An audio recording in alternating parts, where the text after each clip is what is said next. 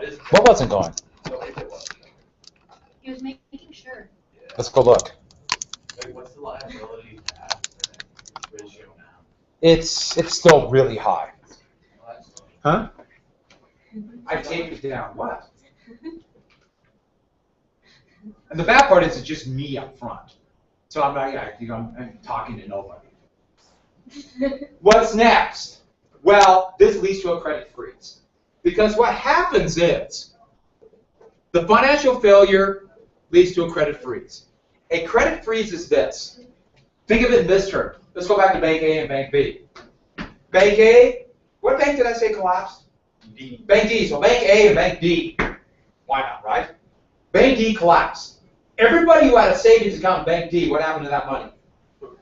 Gone. It's been loaned out to somebody else. That money is gone. Well, in 1929, it's gone. Huh? Yeah, that's right. My great-grandfather buried money in jars in his backyard. Was he like a squirrel? So let's say us, or say you guys, because I have Bank A. And of course, my bank is healthy. I did keep reserves. I'm very prudent. But remember, I don't have it all. I just keep a reserve. And say all of you come at once. Because you're panicking now. You're thinking, Bank B closed, I better get my money out of Bank A.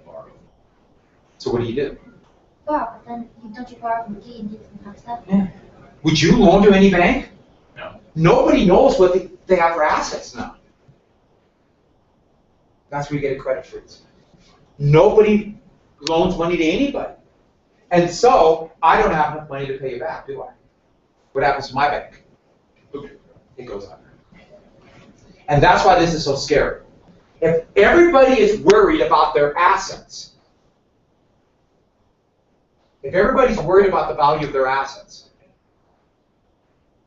that means that, and nobody thinks that anybody's telling the truth about what they really have, nobody will loan money to anybody.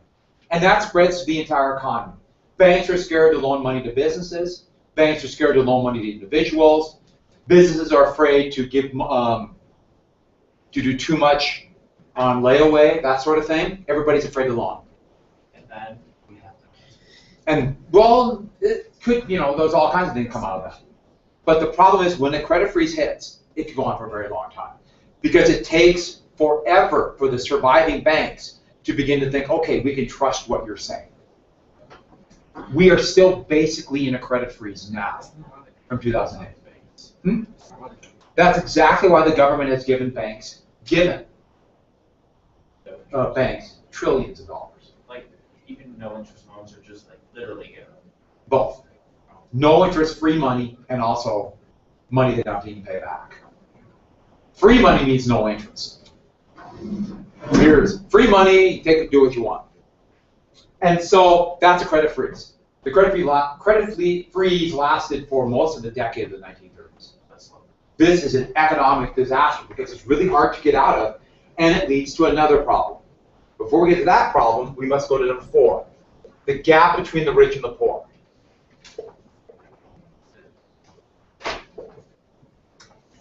Now, capitalism, of course, well, there's always been a gap between the rich and the poor, and capitalism is going to accelerate that gap. By definition, capitalism is going to encourage a gap between the rich and the poor. Remember, those who have the capital get all the profit. They also take the risk. I mean, there's all kinds of things involved with that. But that's going to happen. But the big deal was you combine the inherent issues with capitalism with actual government policy to put even more money in their hands, and the gap was huge. The richest 5% had 90% of the wealth by 1929. Is that government policy trickle-down? Yeah, that's trickle-down policy, which is policy today, too. And it works really well for getting the rich more money. 90%. So the The capital. richest 5% had 90% of the wealth. That's scary. The richest 1% had just 1% alone had over 40% of the wealth. So the government policy and the capitalism combined. Well, capitalism, the government supports capitalism, so, but capitalism itself encourages gap between the rich and the poor. Right. Then that. So it What's- just I see, like, more- what What is happens the top? to work How much of the wealth is not 5%? What? No, I'm just making an analogy, like, I just, 5% and 90% of the wealth. So like if half of you had 90% of the wealth in this country, or half of one of us, I mean. Yeah. That's actually kind of scary, isn't it? Yeah. Well, today I have good news for you. It's a lot more unequal. Well, the richest, it's really hard to tell wealth, because wealth is not just money, it's stock, it's land. And so the richest 1% have anywhere from 50 to 60% of the wealth, probably more. In the top 5. In fact, the bottom 50% in the US have less than 1% of the wealth. So what economic policy supports this? That's Keynesian. Sounds like That's demand side. I like And that we do very little of that. I like That was the policy from the 30s to the 70s, which was, So we haven't gone. This is really short term though, like this stuff. yeah, So is like the other one long term? Is that much more long. Even though they always gonna make short-term mistakes. But yeah, it's much more long-term thing. This is short-term. Yeah, very short-term. And so the gap between the rich and the poor. So we have this gap. And there's argument about how much this affects the economy. Of course, if you believe in trickle-down economics, you would say this is good for the economy. Because there's more money, wealth in their hands, they can invest more in factories, they can start more businesses, hire more workers. And also, it's incentive for people on the bottom, they would argue. They see the rich people and I'll work harder. But if the gap's But the gap's widening now at the fastest rate it's ever has. But yeah, 97% of the income gains in the last 3 years went to the top 0.1%.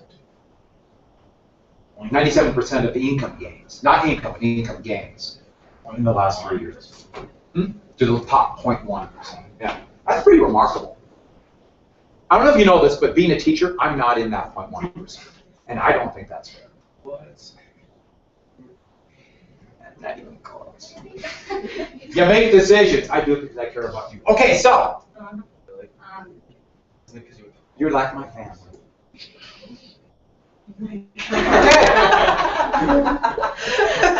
But let's talk about why this is an issue for demand. Everyone ignores the family reunions. Me? Yeah. You saying I'm weird? Yeah. Whoa. Whoa. You know, like you get those family reunions, Parker's just over there, just like, don't go. Wait, they're all partners, Don't go aren't over the they? drinks table. Yeah, that's what my family does anyway. Humor 'em. From some raw food. Okay, some raw meat, you'll be fine. All right, demand. You have the same first name as my brother. That's amazing. Small world. Yeah. Demand. What happens to this is it hurts demand. Eventually, The gap. eventually those on the bottom can't buy enough. Remember, this is a consumer economy. And the new economy that's developing is with us today. It's almost 70% of the entire economy are regular people buying products. And if they are getting less money or stagnant, not going up in income, eventually they got to quit buying stuff. You combine that with debt. We've already talked about debt. Then eventually they got to quit buying. The gap between the rich and the poor will sometime, eventually, hurt demand. And remember, the big problem for an economic crisis is overproduction, not enough demand to meet it. A gap between the rich and the poor is always, without a doubt, an economic ticking time bomb. It will blow up. What about the 30s and 70s? Wasn't that like The gap act was shrinking. The gap. The only time in history the gap was shrinking till about 1981. Then the country went back to supply side economics. Huge tax cuts for the very wealthy, and it switched. Oh, It took it fairly fast too. I mean, it was, switched to sales. a lot of states went to more sales tax. Yeah, like Washington got rid of their income tax and went to sales tax, which is a tax for more the bottom. And so what happened is, this will always affect demand and eventually hurt all these other problems. Because one, it lead to more people wanting to borrow money, which will hurt the financial crisis. Because people, even if they don't have enough money, they still want to get that house or that car or whatever an individual's definition of the American dream is. They still want to get it, so they're still going to borrow the money. Or they got to do things like borrow money to pay for school or that kind of thing. Because they think I have to go to college to make enough money because this gap's growing. And by the way, it's happening now, even for college graduates. Their income is stagnant. Even for skilled workers, their income's stagnant. It's happening for everybody, except for that very tip top, which I think we have like 2 in Montana that are actually full-time residents. And there's one more thing. This is also a political time bomb. It's a political time bomb. Eventually, those on the bottom.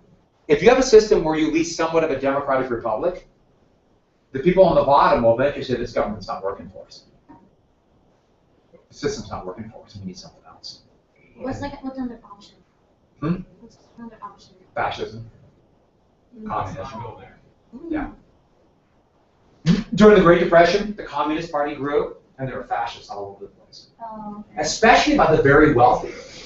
The very, very wealthy are looking at this mob now without food thing. They're going to come for it. We need to give them the tactics. Yeah. No, the rich hate communism. The rich like fascism. At that time. Of course, I can say we'll get to fascism. It's not like Yeah, Benito Mussolini came up with the term, but it's a very right-wing dictatorship. Yeah, kind of a combination of business and government together. Nazism is a form of fascism, but it's a little bit more complex. Yeah, when some of the richest people in America tried to overthrow Roosevelt in 1933, they wanted to replace him with Mussolini. Where would that be today? Is it fascism There's pretty close. You'd have to look at places like Russia. It's pretty close to fascism now. Our world Hungary. would be so much different if Roosevelt was replaced by Mussolini. Or someone like Mussolini. Oh Yeah, if my we would have had God. somebody like Franklin Pierce as president instead of Roosevelt, We'd be Country speaking would have collapsed. Bulgarian. it was that close. That's funny. Exactly. And Roosevelt made mistakes. Don't get me wrong. Yeah. But 5. He just didn't make as many. 5. And by the way, you should be scared of this. The winter of 32-33 was terrifying. It looked like it was over. It looked like it might be the last winter of the U.S. It was that close. Was it very cold? It was pretty bad. There was even an attempt on Roosevelt's life, and he wasn't even president yet. It was unreal. 5. Debt deflation. Debt deflation. So remember what deflation is. You know, the value of money goes up, prices go down. And that might sound good for a consumer, but that means companies aren't making money. They have to fire workers. Deflation is the worst thing that happened to the economy. But overhanging debt, combined with all these other problems, makes the situation worse. And think of it this way. If one of you, I need a volunteer, Brooklyn, you're in serious debt, right? You didn't need that boat. Why'd you buy a boat? You said, I want to ride on my yacht. You didn't need a yacht. Now you don't. So, you bought all this stuff, and now you got to pay back your debt. You might lose your job, and then in terms of everything, you see, bad economic times. You look around, say, people don't have work. I better do what? So, Steal. actually, that was kind of a big deal. Criminals became like heroes. What? Dillinger, Bonnie and Clyde, Pretty Boy Floyd. You know things are bad.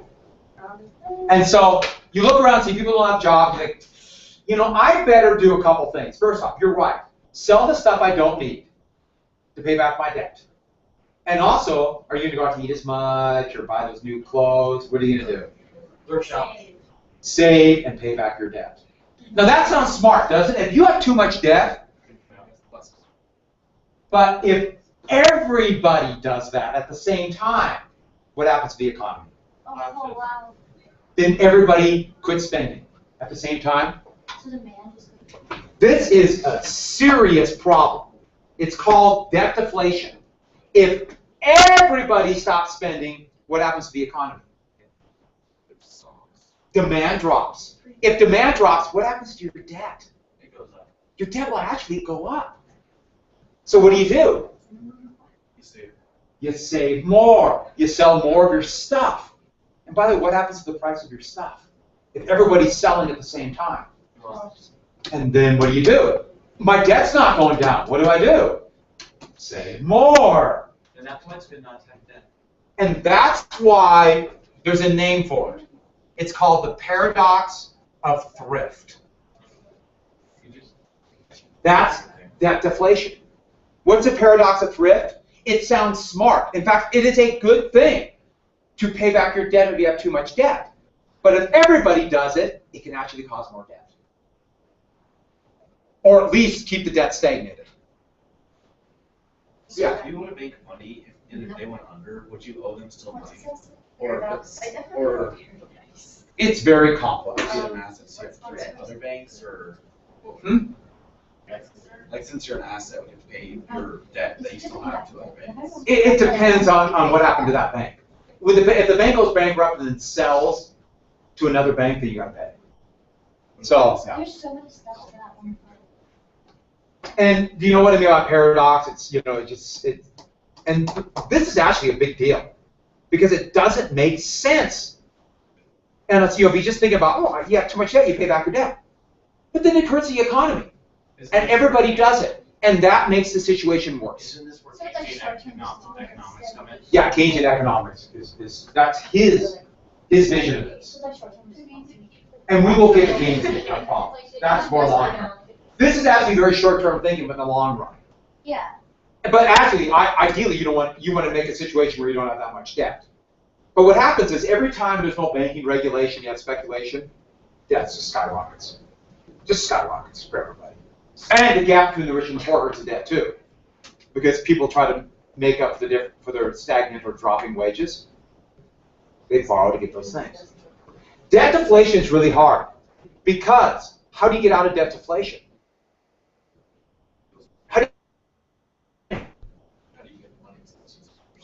How do you get people money? You have to get demand. You have to get people money so they start buying stuff. And so then people... Well, in Monopoly, when you're the banker, you can just like slide into your bank. No, I didn't know. And that's, I feel like that happens in Could real have life totally too. said. What's that? What was that point? No, the point is someone's got to make up the difference because private individuals have too much debt. Something's got to step in. The only entity that can do it is people. So they seriously just want to go cause a war to get rid of debt? Well, war is actually a really sloppy and horrible way to do it. Not only economically, it's just sloppy, doesn't work very well. Yeah. But it's. I mean, I'm not even being, obviously, it's not worth the cost. It's always worth a heck of a lot more. But just spending money. John Maynard Keynes said the best way to get out of debt deflation, he said this in 1936, 35, was just to go into the deepest abandoned mine shafts and just put money in it and fill it up with dirt. Everyone will start digging. And then companies will start hiring workers to go dig out the money. Right? Yeah. So what have you done? You've just got people jobs and start spending money. Great demand. Where the money And by the way, how's that different than gold underground? Not Not a bit. It's not different at all. gold. When did he Lasts say this? better. He said in 1935. He was being slightly facetious. Really? But what he's saying is, we just got to start spending money. Just got to start spending money now. And so this is huge. I can't emphasize how big of a deal debt deflation is. And if you have a financial panic combined with an economic crash,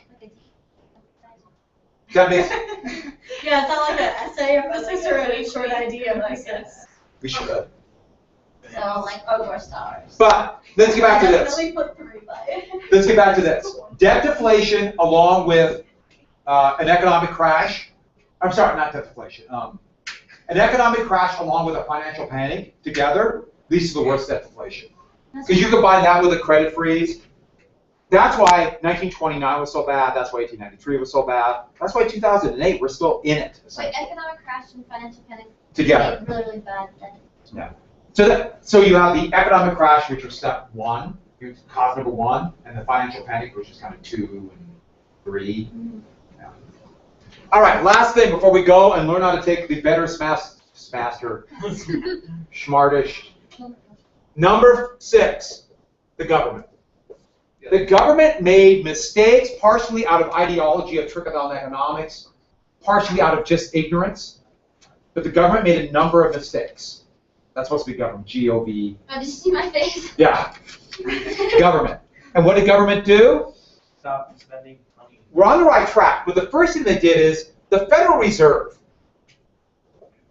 which controls interest rates and therefore there's not supposed to be an S there. Federal Reserve, when the bubble was happening in stocks, they should have raised interest rates. So people want less people to keep money. To slow the bubble down, what did they do? Raise them or lower them. They just kept it the same. They should have raised interest rates when the bubble was going, the stock market bubble. Oh, because then people would buy and, okay. It'd be harder to borrow money to buy stock. Oh, They should have done the same thing too in 2007. They didn't. So you think, oh, now we learned. Nope. Ideology is stronger than knowledge. Why are you not Why do I want to be an economist? I have a minor in economics. My brother's an economist. I just say that because I don't look so he alone. just has a double identity.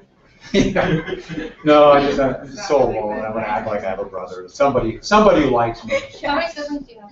How many siblings? 52. Oh. My dad is 16.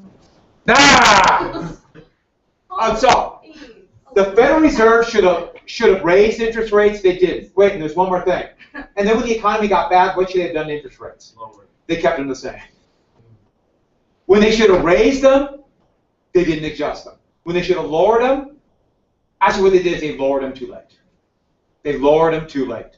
And so the Federal Reserve could have done something to alleviate the problem before and right after it. They didn't. So you say right after the crash, they should have been like dropped. Yeah. What happened in 2006, 2007, interest rates were already so low that the bubble kept going. When the bubble burst and they started lowering interest rates, they hit zero. Anywhere to go. Boom, and now we're done. Wait, so when they should have dropped interest rates, They kept them the same. oh, so just So they whatever. should raise it right now. No, because we're still bad economic time. I thought you said. Well, there's a bubble, looks like it's starting in the stock market, but that's the paradox too. They need to- But you still have wages stagnant and unemployment is still way too high. Why did they not raise them and lower them? Like, did they just not realize it? Partially they didn't realize it, partially banks were making money. There are more on this. Like, are there more things? Yeah, there's gonna be a few more, but we gotta go. And so everybody go and grab all your stuff. You should have a So really everyone sign off see for that- this thing. No, like, say something funny. Say something clever. Don't just Say something funny. Oh my god. Of course he has something perfect. That, ladies and gentlemen, is our show for the day. Thank you for watching Partridge Post.